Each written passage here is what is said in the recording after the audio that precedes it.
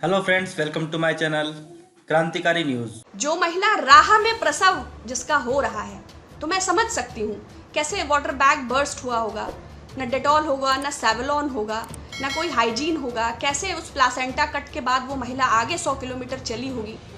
वो एक सशक्त महिला है। 12 ईंटा अपने सर पर रखकर वो 12 मंजिल ऊपर चढ़ जाती है।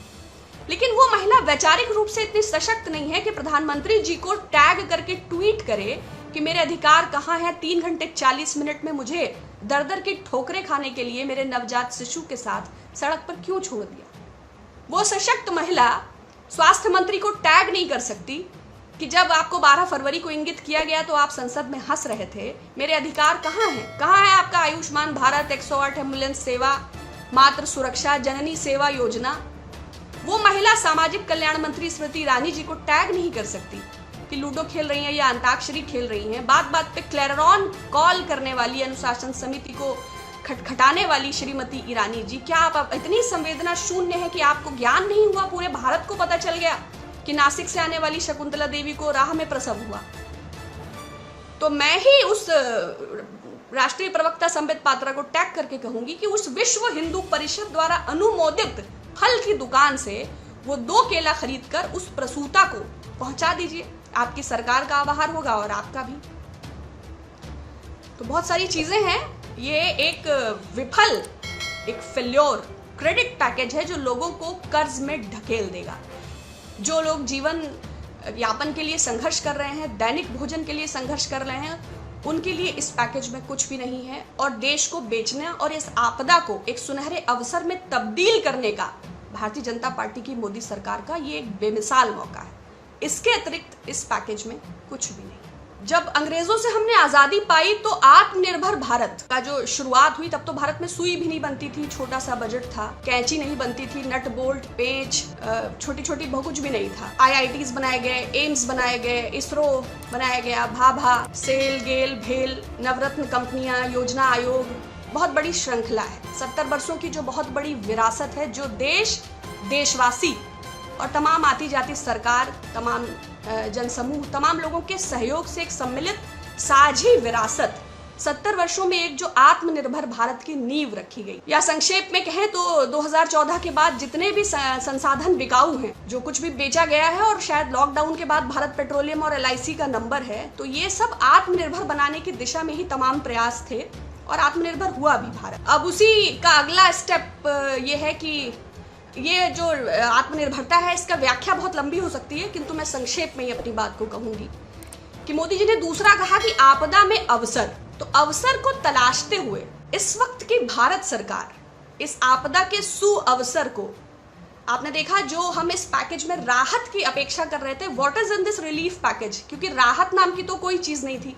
पहले दिन एक लोन मेला था, क्रेडिट फैसिलिटी थी, वो रेडी वालों के लिए भी थी, खोमचे वालों के लिए थी, ठेले वालों के लिए थी।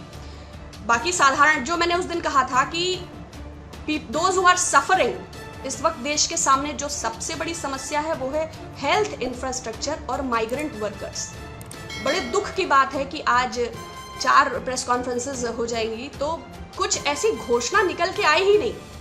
जब ये माइग्रेंट वर्कर्स अपने पांवों पर चलकर अपने गांव पहुंच जाएंगे, 1 नेशन 1 राशन, 5 किलो चावल, 1 किलो चना, डायरेक्ट बेनिफिट ट्रांसफर के लिए विपक्ष लगातार सरकार पर कह रहा है।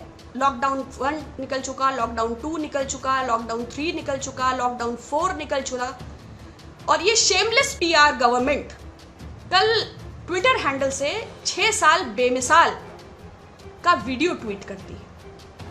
पैंडेमिक को कैसे अवसर में तब्दील किया जाए, इतना दुर्भाग्यपूर्ण शायद भारत का इतिहास कभी नहीं रहा होगा। और पार्टीशन के बाद ऐसी विडंबना, ऐसी देश की स्थिति, ऐसी मार्जिनलाइज्ड और पुअर और वेजर्स की स्थिति देश ने कभी विटनेस नहीं की। उसके बाद असंवेदनशीलता की पराकाष्ठा है। प्रधानमंत्री जी संदेश देते हैं, 17 मजदूरों के ट्रेन पे कटने का कोई औरंगाबाद का जिक्र नहीं। फाइनेंस मिनिस्टर 2.5 घंटे की प्रेस कॉन्फ्रेंस में अपनी उपलब्धियों को बताती हैं, औरैया की घटना का कोई जिक्र नहीं। और न केवल औरंगाबाद या औरैया, पूरे देश में आपके 3 घंटे 40 मिनट के इम्प्रॉपर लॉकडाउन के चलते आपने लाखों प्रवासी मजदूरों के भविष्य को संकट में डाल दिया। आप कर रहे होंगे वंदे भारत मिशन, मगर जो हम राह में 350 से ज्यादा मरने वालों को देख रहे हैं और वो आंकड़ा रुक नहीं रहा है। प्रियंका जी ने ट्वीट करके कहा, बीसियों हजार परिवहन निगम की बसें खड़ी हैं, सड़कों पर उतार दीजिए, सरकार को किससे पूछना है। लेकिन सरकार को कोई फर्क नहीं। जब कांग्रेस प्रेसिडेंट घोषणा करती है कि सरकार ट्रेनों का किराया देगी, तो ट्वीट का खेल शुरू हो जाता है। तब संबित जी अलग ट्वीट करते हैं, सुब्रमण्यम स्वामी जी अलग ट्वीट करते हैं, पीयूष गोयल जी अलग फर्जी ट्वीट करते हैं। तब 85% कोई दे रहा है, 15% कोई दे रहा है। तो बीते 6 सालों में अगर देश को आपसे कुछ मिला है तो वो है सुनियोजित तरीके से बड़े मंचों से झूठ बोलना और धर्मांधता। ये 6 साल के बेमिसाल हैं। बाकी काला धन का पता नहीं है, स्विस लिंक्स की बात नहीं हुई, बहामास लिंक्स की बात नहीं, पनामा पेपर्स की बात नहीं, पैराडाइज पेपर्स की बात नहीं। आते ही आपने एसआईटी का गठन किया, उसमें फर्दर क्या हुआ? आप आपराधिक छवि के लोगों को फौरन कार्यवाही करने वाले थे। बीजेपी के 116 से ज्यादा लोग हैं संसद में जो आपराधिक मुकदमों में लिप्त हैं, और जिसमें 19 ऐसे हैं जिन पर महिलाओं से जुड़े यौन शोषण और तमाम प्रकार के मुकदमे हैं। तो क्या आपने कार्यवाही करी? आप लोकपाल की बहुत बात कर रहे थे, 5.5 साल लग गया आपको लोकपाल की नियुक्ति करने में। 5.5 साल बाद आपने किया भी तो 6 महीना उसके लॉज में लग गया। तो आप नमामि गंगे का क्या हुआ? स्मार्ट सिटीज आप बनाने जा रहे थे, उसका क्या हुआ?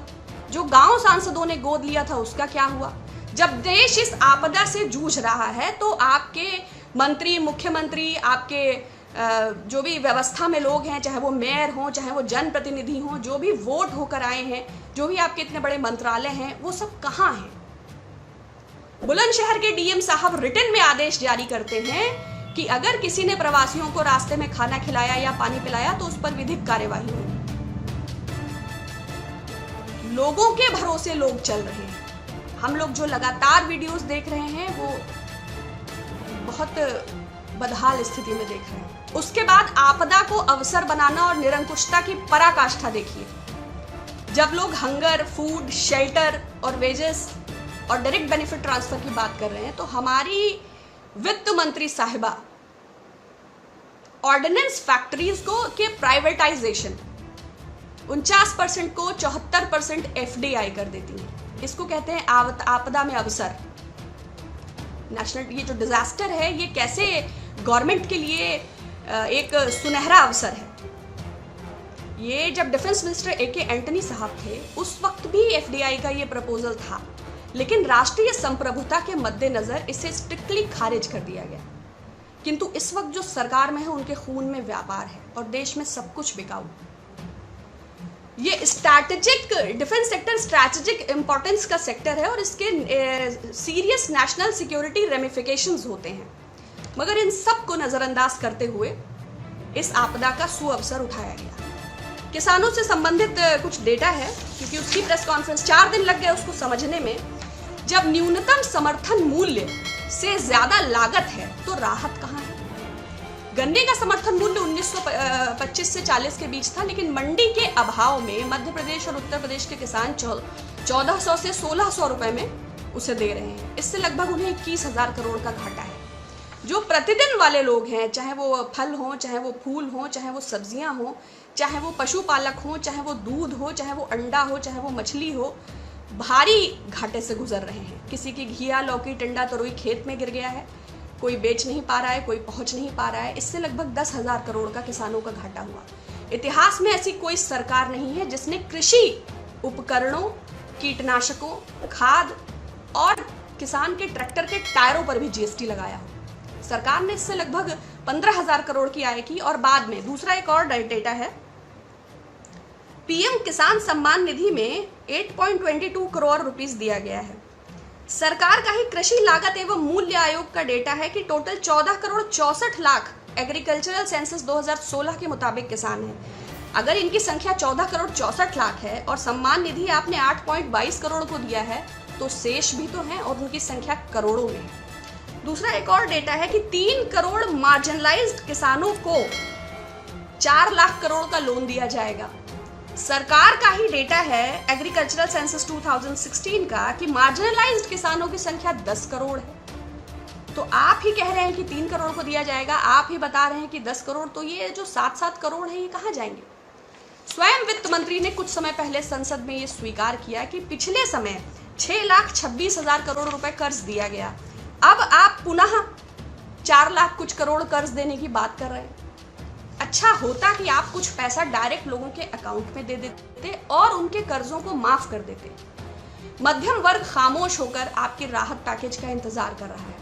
आपने कहा था 3 महीने का किराया माफ होगा, बिल्कुल नहीं। कुछ लोगों को लोग निकाल रहे हैं, कुछ लोग वो जो ILO के मुताबिक 12 करोड़ जॉब गंवा चुके हैं और वो 40 करोड़ जो गरीबी रेखा के नीचे जा चुके हैं। लोगों के EMI जिनका ECS था उनका सीधे कट गया।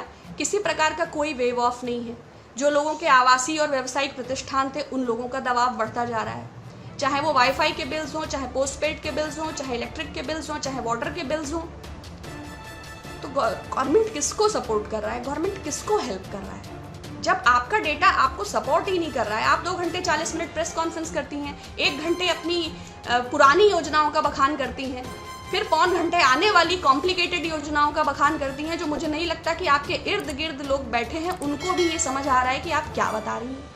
तो देश का 50% आदमी जो झुग्गी झोपड़ी स्लम्स में है, जो भटक रहा है भोजन के लिए, जो अपने घरों में लॉक्ड है, जिसके पास आय नहीं है, संसाधन नहीं है, साधन नहीं है, अपने बच्चों की फीस जमा करने के लिए पैसे नहीं है, स्कूल वालों के नोटिफिकेशंस का जवाब देने के लिए साधन नहीं है, वो क्या रिएक्ट करे और आपसे क्या आशा करे? तो बहुत दिक्कत है। और एक डेटा ये times of India Ghazi Premji university के लोगों ने किया है कि इस शहर में लगभग 81% लोग अपनी जीविका गंवा बैठे हैं और गांवों में ये संख्या लगभग 64% है, जिनके आगे जीविकोपार्जन का भारी संकट उत्पन्न हो गया है। ये भी हम आप जैसे लोग ही हैं। और एक प्रणव सेन, ये अप्लाइड इकोनॉमिक्स के बहुत जानकार हैं, प्लानिंग कमीशन के भी ये एडवाइज़र रहे हैं और स्टैटिस्टिकल कमीशन के भी ये चेयरमैन रहे हैं। इनका कहना है कि लॉकडाउन के दौरान 18 लाख करोड़ का नुकसान हमारी अर्थव्यवस्था को हो चुका है और सरकार 6 साल बेमिसाल का नारा दे रही है। किसको राहत दिया है, किसकी बात कर रहे हैं, क्या कहना चाहते हैं, मेरी तो समझ से परे है। तो ये विश्वासघात के 6 साल हैं। सरकार से आशा ही कर सकते हैं, पुनः विपक्ष भी अनुरोध कर सकता है कि PPE इक्विपमेंट्स का ध्यान दीजिए। महाराष्ट्र में भी काफ़ी सारे पुलिसकर्मी इससे संक्रमित हो गए। डॉक्टर्स की और वेंटिलेटर्स की और इक्विपमेंट्स की और टेस्टिंग किट्स की, इन सब की बात होना बंद हो चुका है। क्वारंटीन सेंटर्स की बदहाली और शेल्टर होम्स, उस पर भी बात करते करते बातें खत्म हो चुकी हैं। लेकिन सरकार की अव्यवस्था, सरकार की अराजकता और सरकार की निष्ठुरता, बातें माइग्रेंट वर्कर्स की और चेहरा कॉर्पोरेट्स का, ये खत्म नहीं हो पा रहा है। Please do like, share and subscribe क्रांतिकारी news for more news update.